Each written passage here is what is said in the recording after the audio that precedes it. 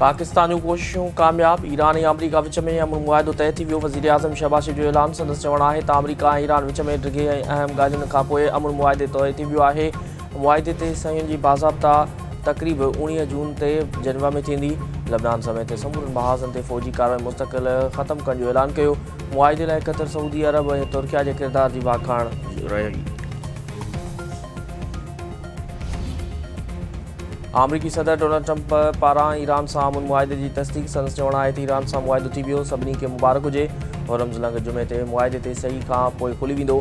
हीउ अज़ीम मुआहिदो ख़िते में अमन ऐं सलामती खे यकीनी बणाईंदो। माज़ी में केतिरनि ई सदर ईरान सां अमन क़ाइमु करण जी कोशिश कई पर नाकाम रहिया। पर मौजूदा हुक्मरानी पहिरियों भेरो हक़ीक़ी अमन तरफ़ अमल क़दम आहे। मुआहिदे तहत होरमुज़ लंघ खे मुकमल तौर ते खोलण जो फ़ैसिलो कयो वियो आहे त जीअं आलमी वापारु बहाल थी सघे।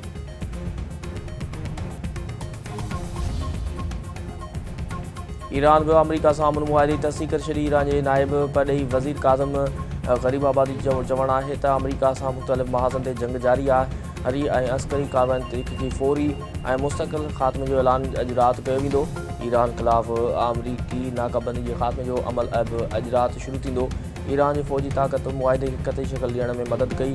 क़तई मुआहिदे ताईं पहुचण लाइ ॻाल्हियुनि जो नओं मरहलो शुरू कयो वेंदो, जेको 60 ॾींहनि जो हूंदो। पाबंदी जे ख़ात्मे, मुंजमद असासनि जी बहाली ऐं जंग जे ऐं नाकाबंदी जो ख़ात्मो फोकस हूंदा। मुआहिदे जी पासदारी न थी त ईरान रद्दमल ॾींदो।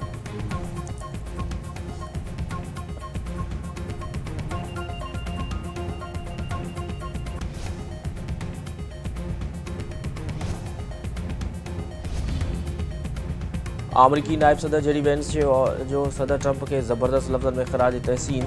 संदसि चवणु आहे त सदर ट्रंप इलाक़ाई इतिहादनि सां गॾिजी अमन जी राह हमुवार कई। अमन मुआहिदो विचोब में नएं दौर जी शुरूआति आहे।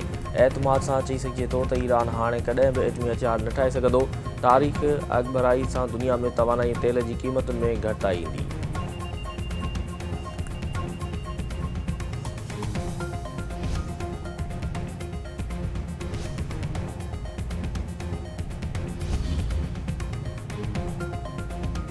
बिलावल भुट्टो ज़रदारी पारां अमरीका ऐं ईरान विच में अमन मुआहिदे जी आजियां। संदसि चवणु आहे त अमन मुआहिदो तकरार घटाइण ऐं अमन खे अॻिते वधाइण जी तरफ़ ही हिकु पहिरियों क़दम आहे।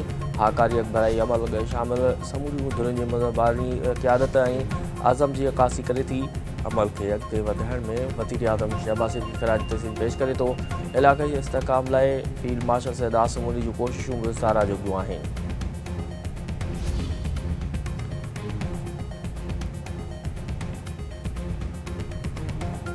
ऐं वॾे वज़ीर सैयद मुराद अली शाह सिंध में पाणी जी कोट खे साज़िश करार ॾेई छॾियो। संदसि चवणु आहे त पाणी वधीक हुअण बावजूदि सिंध खे हिसो न ॾेई साज़िश कई पई वञे। सिंधु दरिया में गुज़िरियल साल जी भेट में वधीक पाणी मौजूदु आहे। डैम भरिया पिया वञनि। समूरे मुल्क जी मईशत मुतासिर थींदी। टेलीमेट्री सिस्टम खे मॉनिटर कयो पियो वञे। पंहिंजे हिसे जो पाणी ज़रूरु हासिलु कयो वेंदो। सखर बिराज सिंध जे ज़रिए मईशत जो ज़ामिन आहिनि। MQM अंदरूनी इख़्तिलाफ़नि जो शिकार आहे। खेनि पहिरीं पंहिंजो घर संभालणु घुरिजे। कराची मुल्की मईशत जो मर्कज़ आहे। ट्रांसपोर्ट निज़ाम बहितर करणो पवंदो। सदर आसिफ अली ज़रदारी, PB चेयरमैन बिलावल भुट्टो ज़रदारी तरक़ियाती कमनि बाबति पुछा कंदा आहिनि।